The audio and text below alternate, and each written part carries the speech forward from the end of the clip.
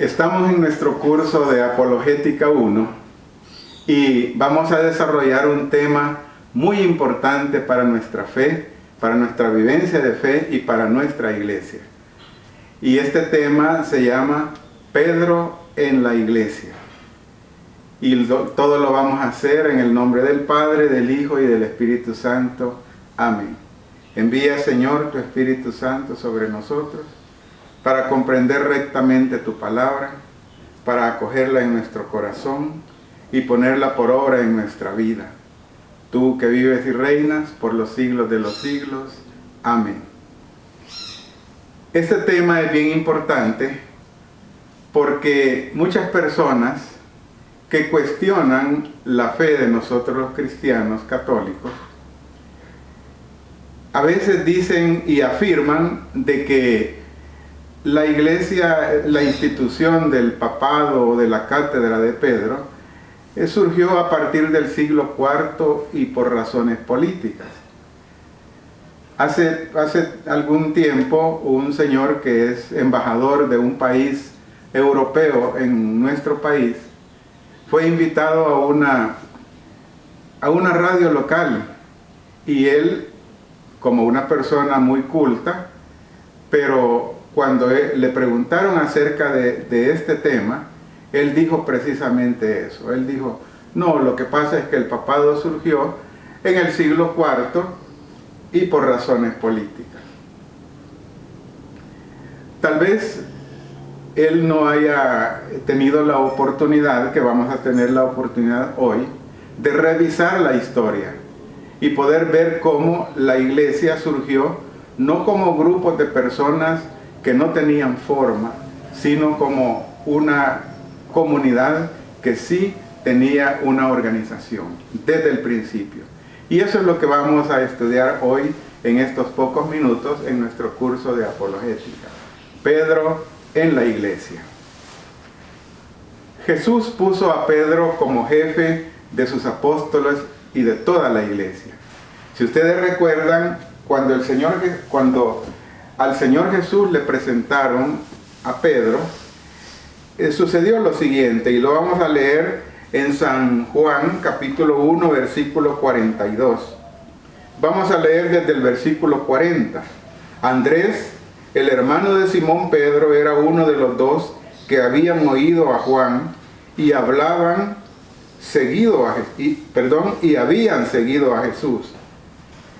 Este encuentra primeramente a su propio hermano Simón y le dice, hemos encontrado al Mesías, que quiere decir Cristo. Y lo llevó a Jesús. Fijando Jesús su mirada en él, es decir, en Simón, le dijo, tú eres Simón, el hijo de Juan. Tú te llamarás Cefas, que quiere decir piedra. Palabra de Dios, te alabamos, Señor. Aquí vemos que en el primer encuentro que tuvo el Señor Jesús con Simón, el hermano de Andrés, Jesús lo ve, lo mira y le dice, Simón, tú te llamarás Cefas, que en hebreo significa piedra, roca, peña. De hoy en adelante, Simón para Jesús ya no será Simón, ya será Cefas. ¿Y por qué Jesús le cambió el nombre a Simón? Para indicar su nueva identidad o su misión, la misión que él le iba a entregar. Esto ha sucedido en el Antiguo Testamento también con muchas personas. Cuando Moisés se encontró con Dios en aquella zarza ardiente, según el libro del Génesis, en el capítulo 3, versículo 14, Moisés le preguntó a Dios que cuando él le hablara a sus hermanos israelitas acerca de quién lo enviaba, tenía que decirles quién era ese Dios que lo enviaba. Y entonces Dios le dijo a Moisés, diles que vas de parte de, y aquí está la palabra en hebreo, JHWH. En hebreo, lo que le dijo Dios a Moisés se escribe JHWH. En hebreo no hay vocales, solo consonantes. Y eso significa yo soy. Yo soy. JHWH, yo soy. Se sabe que la pronunciación es Yahvé, porque aunque no tenga vocales, las consonantes hay que hacerlas sonar en una palabra. Y la palabra se dice Yahvé. Cuando Martín Lutero se fue de la iglesia, sus seguidores se propusieron cambiar algunas cosas que ya se practicaban desde antiguamente en la iglesia. Y ellos trataron de cambiar o cambiaron la pronunciación de esta palabra, el tetragrama JHWH, el tetragrama judío que significa yo soy. Y utilizando el nombre Edonai, que significa el Señor, tomaron las vocales E, O, A y las intercalaron entre el tetragrama JHWH. Y así ellos lo comenzaron a pronunciar Jehová. Pero no importa que digamos Yahvé o que digamos Jehová. Lo importante es que al mencionar esa palabra, la palabra significa yo soy. Es decir, que Dios no está dando un nombre, porque Él no se limita a un nombre como nos limitamos todos. Yo soy Carlos y nunca me voy a llamar Juan. Estoy limitado a un nombre, pero Dios no está limitado a un nombre.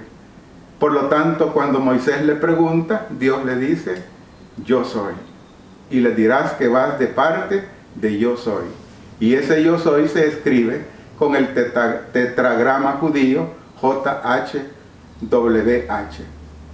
tetragrama hebreo. Entonces, con esa explicación, también diremos de que en el Antiguo Testamento Dios le ha cambiado el nombre a otras personas según la misión para la cual ellos Dios los iba a encomendar. Y a Abraham, que se llamaba Abraham, Dios le cambia por Abraham, que significa padre de muchas naciones. Jacob, eso lo encontramos, lo de Abraham, en Génesis 17, versículo 5. Y Jacob, Dios le cambia su nombre, según el libro del Génesis capítulo 32, versículo 28, por Israel, que significa fuerza de Dios, porque de él iban a surgir las 12 tribus de Israel. Cuando en el capítulo 1 de San Lucas, perdón, en el capítulo 1 de San Mateo, nosotros leemos en el versículo 21, capítulo 1, versículo 21 de San Mateo, ahí encontramos cómo a Jesús de Nazaret, el ángel dice de que le pondrán por nombre Jesús, porque Jesús significa Salvador, porque salvará a su pueblo de los pecados. Y en el Evangelio de San Juan, capítulo 1, 42, hemos visto cómo Jesús, al encontrarse con Simón, le cambia el nombre y le dice, te llamarás Cefas, roca, piedra. Entonces, ¿por qué? Porque Simón va a ser roca, la roca donde se va a fundamentar la iglesia.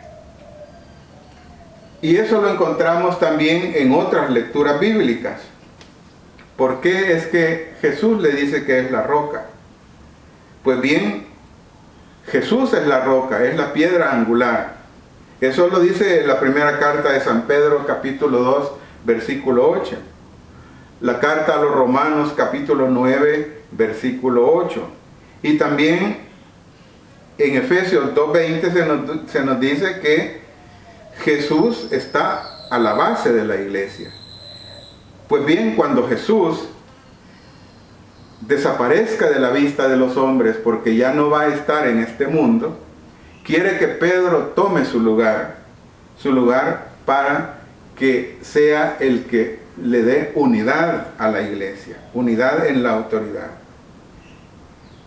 Y así es como vemos otras lecturas bíblicas importantes que dice, por ejemplo, Efesios 2:20 dice, edificado sobre el fundamento de los apóstoles y profetas, siendo Jesucristo la principal piedra angular. Pero tomemos en cuenta, edificados sobre el fundamento de los apóstoles y profetas. Los apóstoles y los profetas son fundamento, y Jesucristo es la piedra angular. Y en el Apocalipsis capítulo 21, versículo 14, se nos dice que el muro de la ciudad de la Nueva Jerusalén tenía 12 cimientos, y sobre ellos había los 12 nombres de los 12 apóstoles del Cordero. Es decir, los 12 apóstoles del Cordero son los que sirven de cimiento para la iglesia. Por eso la iglesia se llama apostólica, porque tiene como base a los 12 apóstoles. Pero Pedro es el jefe del nuevo pueblo de Dios. Él es el jefe. Y eso lo podemos ver nosotros cuando el Señor Jesús, en el Evangelio de San Mateo, capítulo 16, versículo 18, le dice, y ahora yo te digo, tú eres Pedro, y sobre esta piedra edificaré mi iglesia, y los poderes del infierno no la podrán vencer. Y veamos lo que le dice a continuación.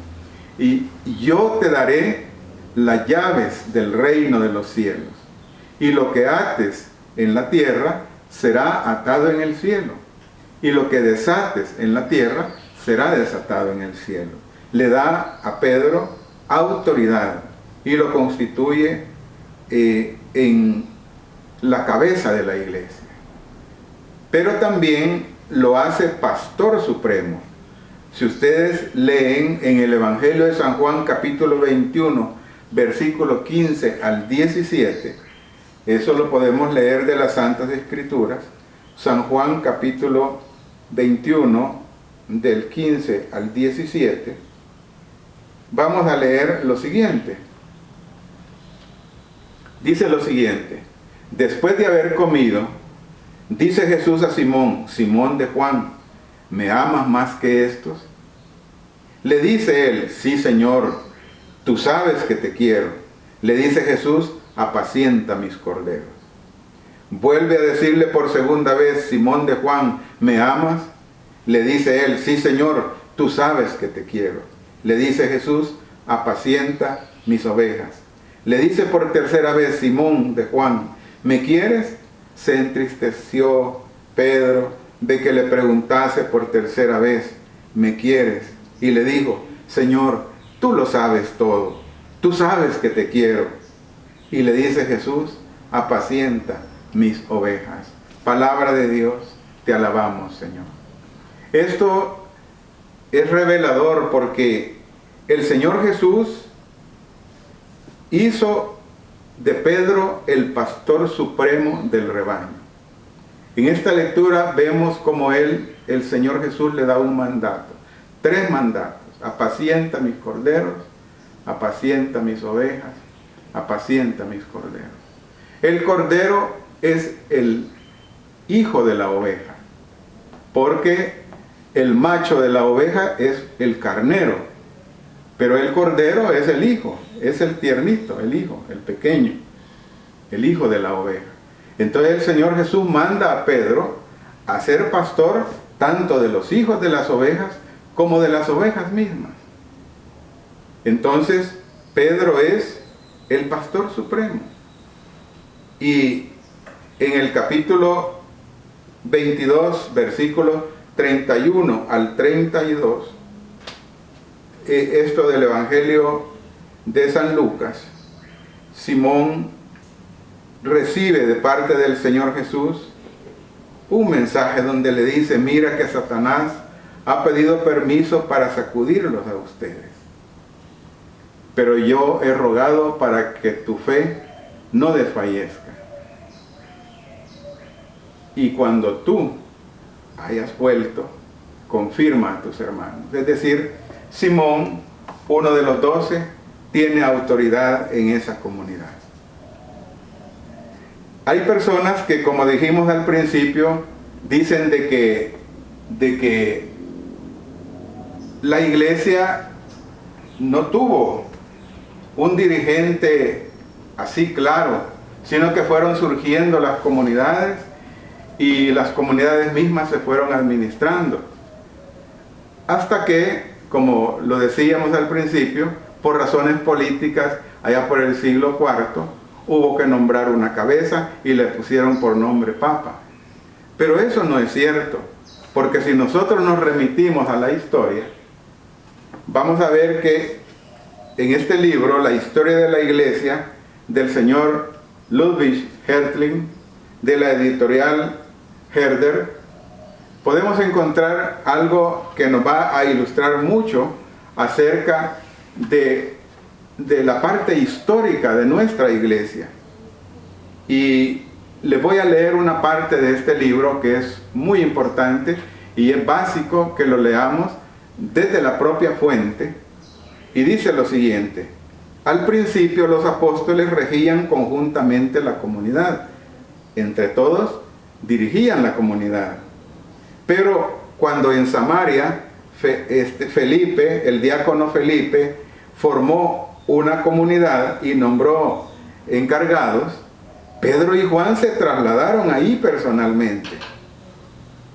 También cuando a Antioquía llegó la noticia de las numerosas conversiones, ya no fueron los apóstoles a Antioquía, pero enviaron a Bernabé con plenos poderes para que fuera a dirigir esa lejana ciudad. Y allí Bernabé actúa con plena independencia y hace venir a Pablo desde Tarso.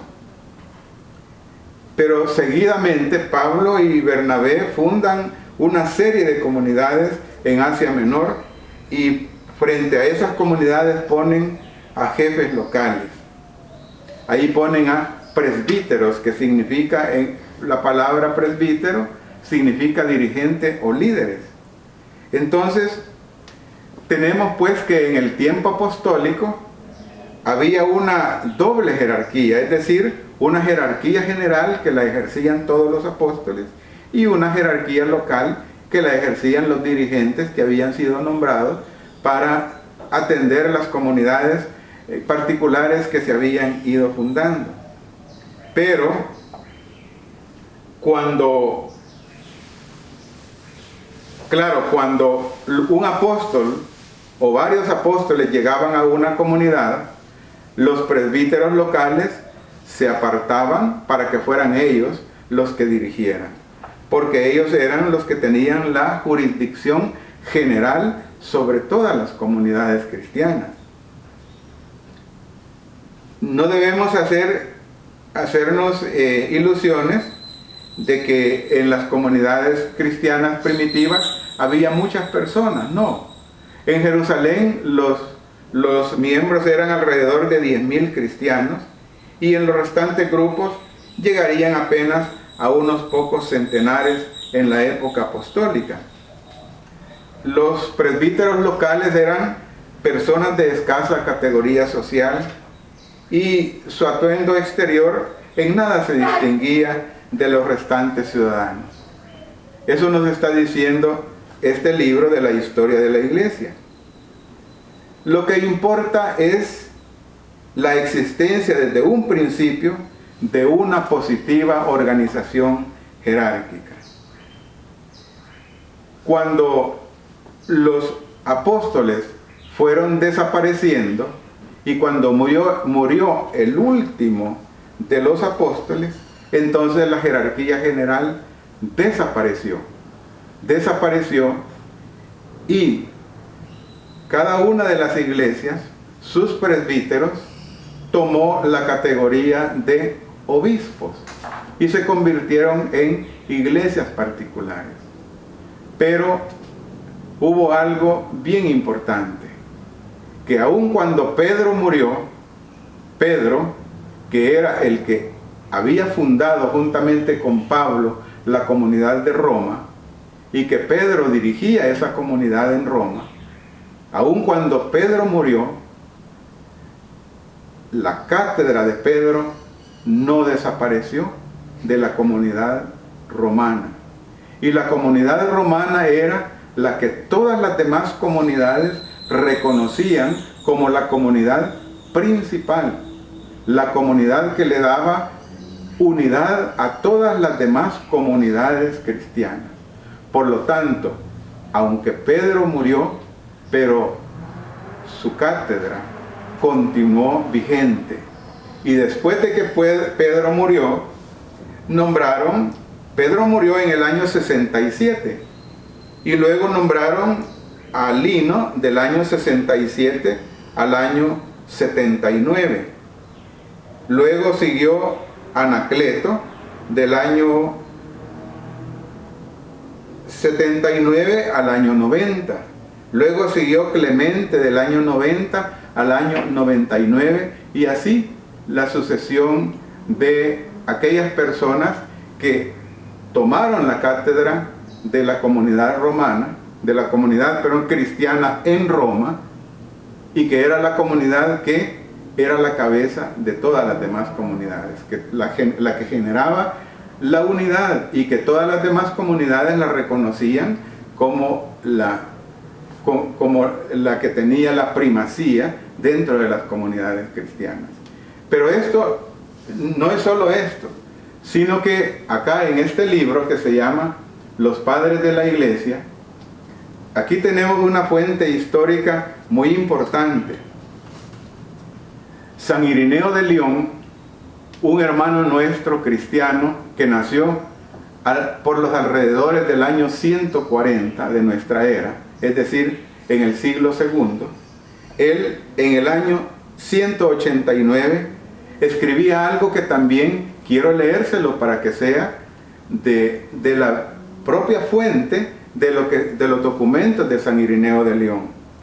Y él dice lo siguiente, refiriéndose al orden sucesorio de las iglesias, y dice que sería muy largo en un escrito como el presente enumerar la lista de la sucesión de todas las iglesias, es decir, de todas las iglesias particulares, porque la iglesia se divide en iglesias particulares que son cada una de las diócesis, en donde el obispo, que es representante de los apóstoles, ejerce autoridad, pero unido en comunión con la comunidad que está en Roma y que está dirigida por Pedro o por quien ocupe la cátedra de Pedro.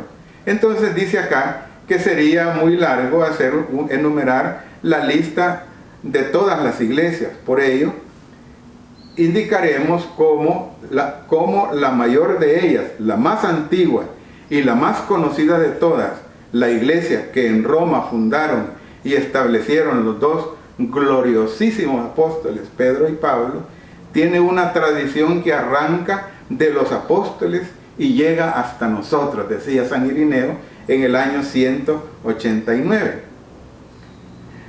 En la predicación de la fe a los hombres a través de la sucesión de los obispos. Así, confundimos a todos aquellos que de cualquier manera, ya sea por complacerse a sí mismos, ya por vanagloria, ya por ceguedad o falsedad de juicio, se juntan en grupos ilegítimos, es decir, en grupos que no pertenecen a la comunidad. En efecto, con esta iglesia romana, a causa de la mayor autoridad de su origen, ha de estar necesariamente de acuerdo toda otra iglesia. Esto es importante lo que dice San Irineo. A causa de la mayor autoridad de su origen, ha de estar necesariamente de acuerdo toda otra iglesia, es decir, los fieles de todas partes. Y aquí comienza San Irineo a hacer una enumeración. No voy a leerles más, pero les invito que si pueden conseguir los padres de la iglesia, en el apartado de San Irineo de León, en la página 160, van a encontrar un título que dice el orden sucesorio de las iglesias. Y luego dice, él comienza y habla que cuando murió Pedro, le entregaron a Lino el cargo episcopal, a Lino, es lo que les acabo de mencionar. Luego se lo entregaron a Anacleto, luego a Clemente, y luego dice acá, y se lo voy a señalar con mi dedo, acá, página 161, dice San Irineo de León, a Clemente le sucedió Evaristo, y a este Alejandro. Luego, en el sexto lugar, a partir de los apóstoles, fue nombrado Sixto, y después de este, Telésforo, que tuvo un martirio gloriosísimo. Luego Higinio, luego Pío, y luego Aniceto. Y habiendo Sotero sucedido a Aniceto. Ahora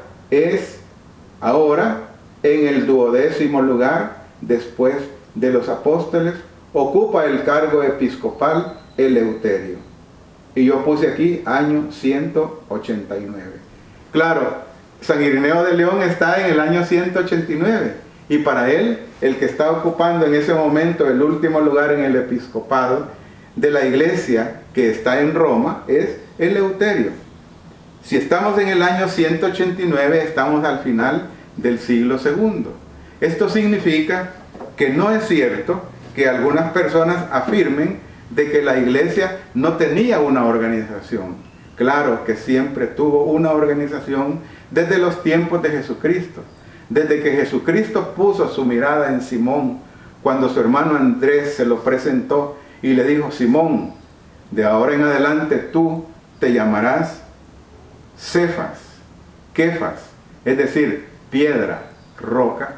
Desde entonces ya el Señor Jesús estaba pensando en su comunidad y en aquellos que iban a ser fundamento de la comunidad y en aquel que iba a ser el líder de la comunidad, que es Pedro. Pedro, cuando Jesús desaparece de la vista de los hombres, Pedro se queda como el jefe de la comunidad. Y luego Pedro y Pablo fundan la comunidad de Roma. Otros fundarán otras comunidades. Pablo, que no fue apóstol directo, físico, de andar con Jesús en sus predicaciones, pero es, como él dice, el último de los apóstoles, también fundó muchas comunidades y allí también se nombraron presbíteros, dirigentes, líderes. Cuando los apóstoles desaparecieron,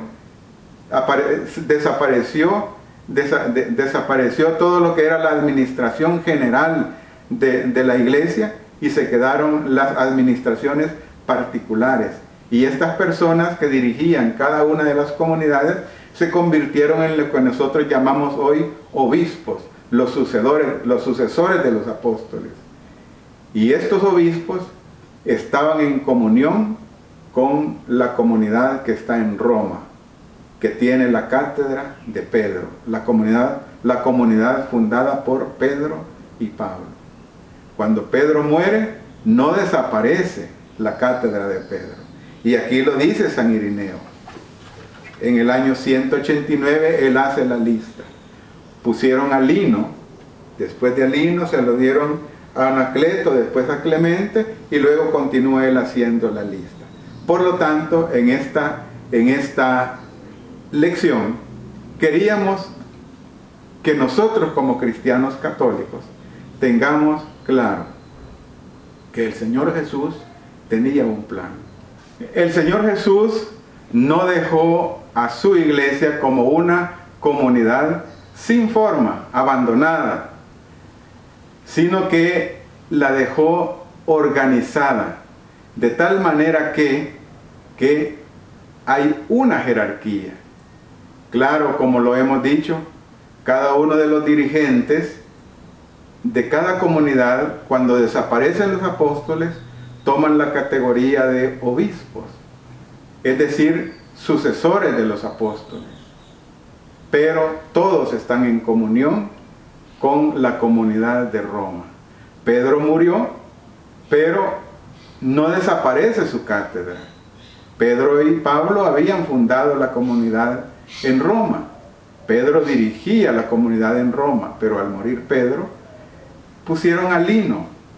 Después de Lino vino Anacleto. Después de Anacleto vino Clemente.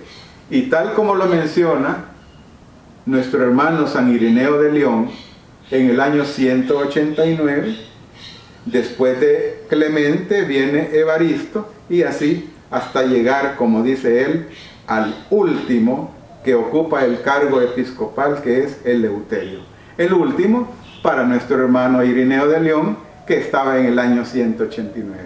Nosotros diríamos hoy el último, el Papa Francisco, a través de una sucesión que ha habido de 267 papas. La palabra papa viene del griego papas, que significa papá o padre. Es decir, que no es una palabra así que refleja una alta categoría, refleja la categoría de padre, de papá. Porque nosotros, aquellos que nos alimentan en la fe, los consideramos padres, padres en la fe. Por eso, a un sacerdote, al sacerdote de nuestra parroquia, nosotros le llamamos padre. Un obispo es un padre. El papa, precisamente por eso se llama papa, porque viene de la palabra griega papas, que significa padre. Es un padre que nos alimenta y nos protege, un padre que nos alimenta en la fe. La iglesia siempre ha tenido una organización, por lo tanto, no es cierto. Cuando alguien a ustedes le diga, no, la iglesia no, la iglesia se inventó. Lógicamente, después estudiaremos en Apologética 3, vamos a estudiar la historia de la iglesia y vamos a ir viendo cómo van a ir evolucionando, va a ir evolucionando la forma en que se va manejando la cátedra de Pedro hasta nuestros días. Si usted nos ve en un tiempo diferente al nuestro, San Ireneo de León se quedó en el año 189. Nosotros nos quedamos aquí con el Papa Francisco. San Ireneo de León con Eleuterio, Papa Eleuterio, nosotros con el Papa Francisco. Pero ustedes, que probablemente estará viendo esta lección en tiempos posteriores, habrá otro Papa. Pero a este momento tenemos una sucesión de 267 papas. Que el Señor nos bendiga y nos dé la oportunidad de tener esa identidad, ese sentido de pertenencia a la iglesia y ese respeto y amor por nuestros presbíteros, que son nuestros padres en la fe, por nuestros obispos, que son los sucesores de los apóstoles y que dirigen cada uno una iglesia particular, y por el Papa, que es el que ocupa la cátedra de Pedro en la comunidad que le da unidad a todo este cuerpo, a la iglesia, que es la comunidad de Roma. Todo esto, queridos hermanos, lo hemos hecho en el nombre del Padre, del Hijo y del Espíritu Santo. Amén.